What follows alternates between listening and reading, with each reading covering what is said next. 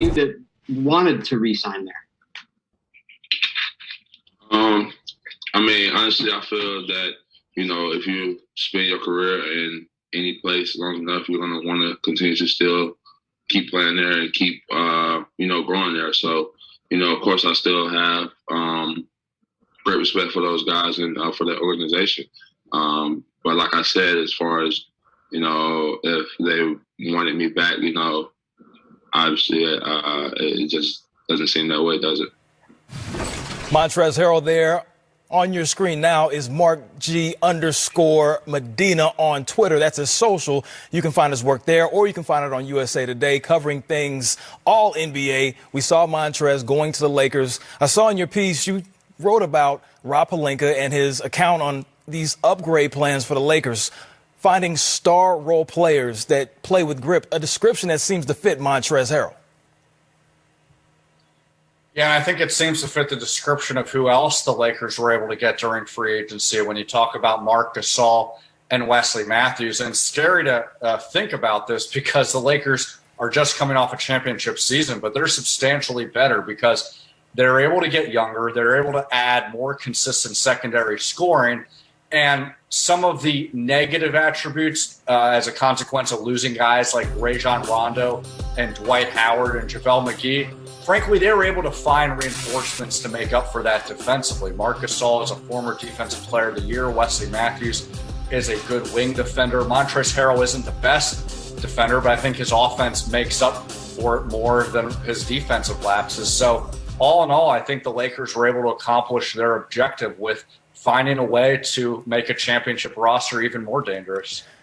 We saw how dangerous that roster Rob Pelinka constructed was last season, and he was an individual that finished 6th in the Executive of the Year voting. He managed to do a pretty good job. How is he going to address losing a player like Rondo? What are the Lakers going to do with that gaping hole in their backcourt? It's a good question. Look, Rajon Rondo is a valuable piece, especially during the playoffs. So they still have some roster spots left. My hunch is that they're going to try to fill that backup point guard position. But the reality is they were able to offset some of those intangibles that Rajon Rondo provided in terms of veteran leadership when you're looking at a guy like Marc Gasol. Yes, obviously it's apples and oranges as far as differences go, but the veteran presence is still there. And then as far as, some of the negative things about Rondo, look, he was coming off a lot of different injuries throughout the year, and there was some concern entering the playoffs. Was he going to be able to stay healthy? So in some respects, the Lakers down the line may have been dodging a bullet because you just never know at someone at Rondo's age, will health issues persist? So the fact that they got younger, I think the odds are increasing that they're going to be having a much healthier roster, especially come playoff time. Now, looking at that roster, we saw that Anthony Davis said he was going to make his announcement after Thanksgiving. So as an executive, when you're in that position, how did that help the Lakers in making these moves prior to him making his decision? Well, it certainly helps the Lakers that they have strong assurances that Anthony Davis is coming back. If they didn't, then this would be a real cause for concern because he was the second best player on the team. I think organizationally speaking, they're trying to set up a system where LeBron James can pass the baton to AD to become eventually the number one focal point on the team because LeBron's going to turn 36 in December. So I think what the Lakers were able to show with Anthony Davis is, look, they have a pretty good track record of upgrading the roster even more. Some of these moves, specifically with Montrezl Harrell and Marc Gasol, is going to make life easier for Anthony Davis. But the reason why AD still hasn't formally committed, it has nothing to do with any concerns he has with the franchise. He's really trying to calculate what should the contract look like. Should he go for a long-term deal? Should he go for a 2-year deal so that he's a free agent the same year as LeBron James? So that's kind of the number crunching that he is going through. But I'm sure that the fact that the Lakers were able to, make the roster even better makes him even more comfortable that he wants to wear the purple and gold uniform again. Now, all these moves that Rob Pelinka has made, which one stands out? You have the KCP re-signing, the Morris twin coming back. You have Goldie coming over from OKC. You mentioned Montrezl Harrell. You mentioned Gasol. Out of all those moves, I didn't even mention Wesley Matthews. Which one do you think is the most valuable addition that they've made so far? I think it's Montrezl Harrell. Look, he's a former Sixth Man of the Year last year. He's going to make life easier for AD and also LeBron, especially because of the short turnaround of the season. So you're trying to look for people that can provide consistent scoring beyond their star players. You look at Montrezl Harrell, and then I think you also have to look, this was at the cost of the Clippers keeping their main guy. And look, as you saw in that clip earlier, the Clippers kind of gave the impression of Montrezl Harrell that they weren't really concerned about keeping him.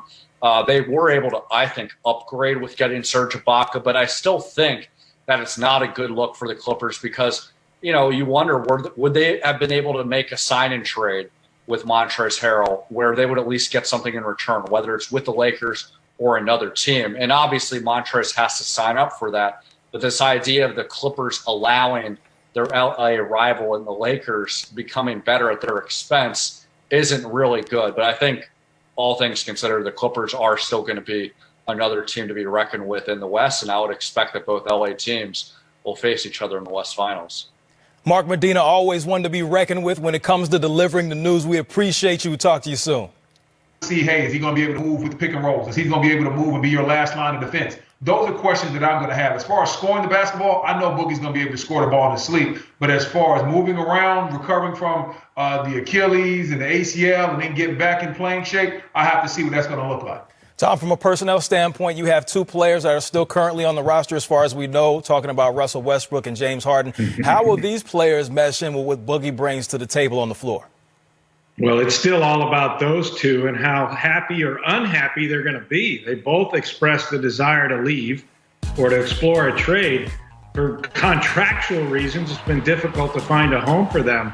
You bring in Cousins. Look, if he can be healthy and hold up, Brendan, I think it's a pretty good fit because he's going to get a lot of touches and a lot of chance to do what he can do, score the ball, as they try to transition away from the complete commitment to small ball, super small ball that they had in Houston.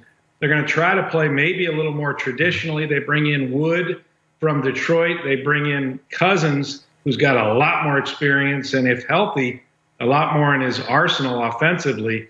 It could be a help, but I don't know if they can hold it together in Houston or how crabby these two all-stars are going to be looking to get out of there. Christian Wood signed that 3-year deal for $41 million. Going to the Eastern Conference, the Wizards, they have assets or bait that is coveted by other teams. Now, Wizards GM Tommy Shepard told them, hold on, player, when it comes to fishing for his all-star backcourt. There's no plans to trade John. Obviously, that's unfortunate this time of year.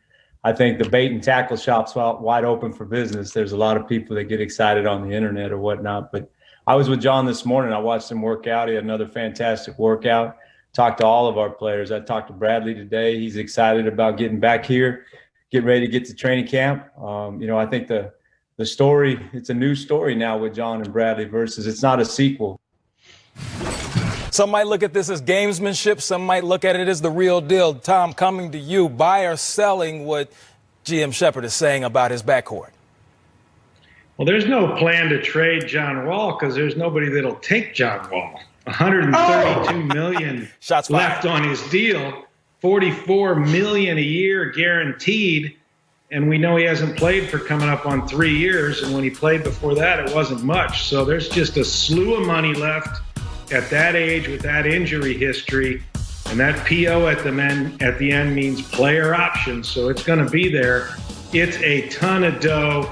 And we just simply haven't seen this player that we're seeing in the highlights on the floor in such a long time. I hope he can come back. I hope that backcourt is reinvented in a way that Tommy Shepard was selling today, where he says Wall's shooting the ball better. We know how Beal's evolving. They would each be better with each other, but that hasn't happened in now years. So we just wish him well, hope he comes back. But trust me, Tommy Shepard would trade him in a second if somebody would take it. We've seen contracts in the past. Hey, B. Wood, you already know. Go ahead. Man, Tom. Man, my man Tom Penn just giving you the real deal. Hey, he giving it to you straight with no chaser out here. I'm not sure whether Tommy would trade him or not. But I will say this. I think that he does believe that John Wall will be back next year. He does believe that this backcourt will have a big say in how the Wizards will be playing. I think the Wizards are going to be an exciting team. From what I've heard, John Wall looks good. He is shooting the ball better in his workouts. He looks like he's in good shape, too. And that's the biggest thing. Coming off these multiple injuries, how good of shape can you be in coming into a camp that's going to probably be abbreviated and rushed into an NBA COVID-type season? Well, we've seen in the past these impossible contracts to move. You think of Chris Paul, you think of Russell Westbrook. They figure out a way to get moved.